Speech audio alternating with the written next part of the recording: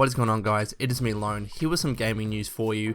I haven't really done one of these in a while where I talk about 3 different pieces of gaming news, but I think it's a good time to do it, and I really want to get back into the grind of making awesome videos when for the past week I've been playing Doom and Far Harbor, which I still haven't finished yet. Quite annoying. Anyways, let's get to the first topic, which is about Doom. Now, Doom came out with really positive reviews. I played the game, both the multiplayer, I like the multiplayer as well, and the campaign, which was just awesome. The story ending was a bit underwhelming for me, but they seem to be making their way towards, additional story in the DLC or another game or whatever. So, above all, I still really like the game, and it's been getting great positive reviews. And then when the beta was out, you guys know I made a video on this, that the Doom beta was getting really shitty reviews because it was the multiplayer and people didn't like the multiplayer. Now, I expressed my disagreement with that, but that's where I left it, right? But with all of these positive reviews that Doom has been getting, it seems that someone doesn't agree. IGN gave the game a 7.1 out of 10, which isn't actually a bad review score. It's good, it's not a bad game, and a 7.1, I wouldn't look at that and say, well, that's a bad game. They gave their opinion on it. You might disagree with it. I disagree with it personally, I'm not gonna lie.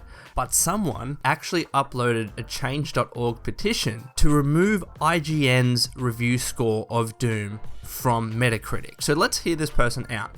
The petition page says that Doom recently got a 7.1 in IGN, severely altering the score that it deserves. All other reviewers gave it sterling reviews and has 90% and above score on Steam. Advanced Warfare received a 9.1, yet being a mediocre game. IGN is paid off by large devs and shouldn't be used as a legit source of review. And this actually happened recently with Uncharted 4. Uncharted 4 came out to really great reviews, then a news website gave it a really low score, which took down the Metacritic score by 1 point, and there was a petition started to actually remove that score or have that score removed from Metacritic. Now, again, it's not that I agree with IGN's review. I think a 7.1 is low for Doom. I thought Doom was a really good game that deserves above 9 if we're going to use a 10-point scale.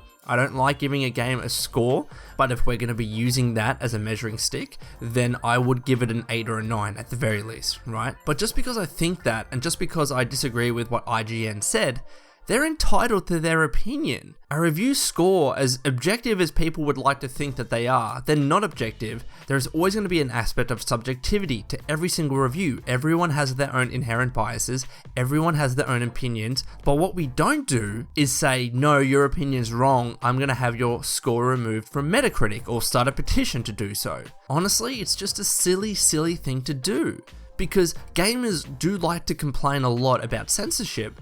What is this? This is censorship of IGN's opinion. Say what you want about IGN, say what you want about that Doom review. Again, I don't agree with it, right? I would like the game to get a higher score because I think it deserves it. But I wouldn't take that step further and start a petition to have this review score removed from Metacritic just because it takes the aggregate score down by 1 or 2 points or whatever it is. Everyone is entitled to their opinion, and you know what the stronger thing to do when you disagree with someone's opinion or review score about a game? You just disagree with them and move on. Express your points to the reviewer. Say, no, I think you're wrong for these reasons. List out your reasons in a rational way, evidence-based way, and in the end, what you're doing is going to be looked at as much more credible than starting a petition to say, no, I don't agree, let's take your review score down from Metacritic. It doesn't make any sense. I would look at someone that expresses their disagreement in a more respectful way in a much better light than someone that starts a petition to take down a review score. And as you can see by all of the review scores on Metacritic, that IGN review score is an outlier anyways. So in the end, it's going to be balanced out by all the really positive reviews. So anyways, that's my thought on that. The second news is about Fallout 4 and console mods, in particular about mods coming to the Xbox One. On the screen right now, you're going to be seeing a tweet from Bethesda Game Studios, which states that a new Xbox update entitled 1.5.205 for Fallout 4 is live in preparation for mods. Closed beta access for mods is scheduled for next week. So we are finally getting console mods for Fallout 4.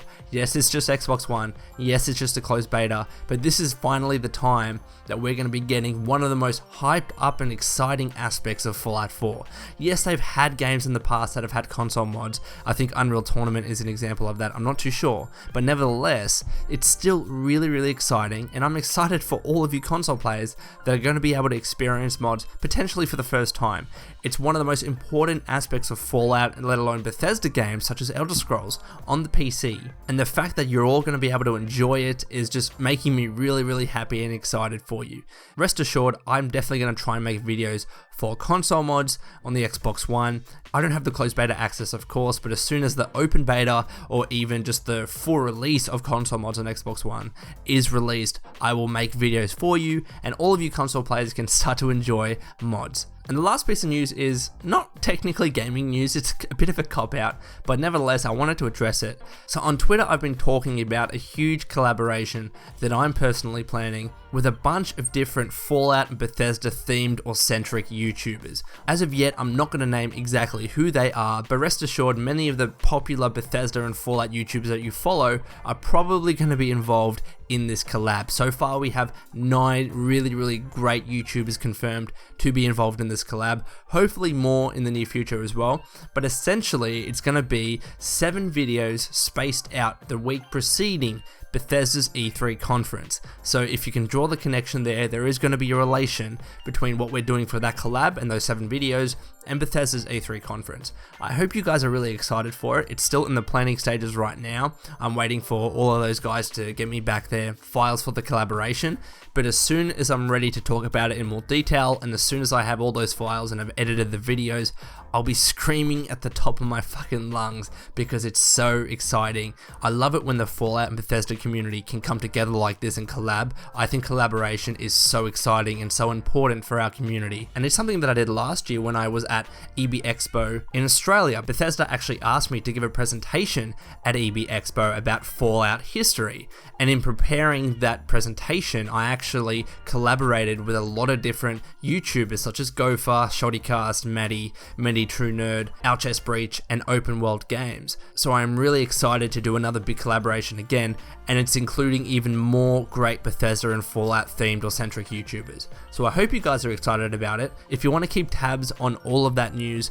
please follow me on Twitter, the link is in the description below. I'll be tweeting about it as much as I can, but I'm not going to say too much more until things are getting closer to the date of the collab. Anyways guys, that's all from me. Please share your thoughts about all of the topics I covered in this video in the comments below, and until next time, this has been Lone. Please take care of yourself and keep fighting the good fight.